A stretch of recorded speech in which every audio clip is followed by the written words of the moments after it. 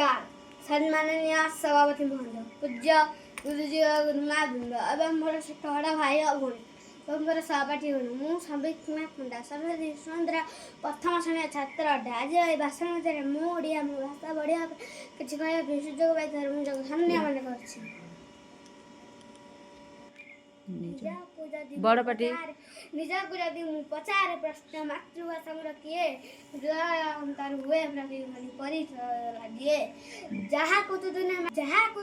मात्र मुख शुणी कहलु मनर कथा हसी खेली सांग साथी मन भूलु मनर व्यथा विद्यार आरंभ सिलट खड़ी क्या तू लिखिलु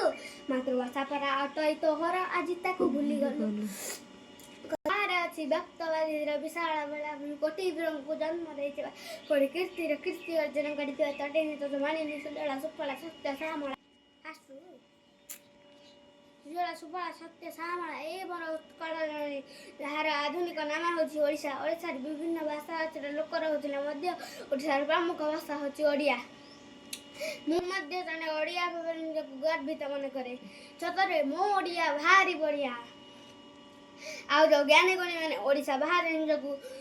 ओडिया बोली परिचय देवारे कुंठाबोध करती मुझे उद्देश्य किसी कहवाई चाहिए मातृभूमि मातृभाषा ममता जानमी नहीं जदि ज्ञानी गुणी रे गुणी अज्ञानी रही कहीं मोती कही मोर वक्तव्य शेष कर जय हिंद जय भारत।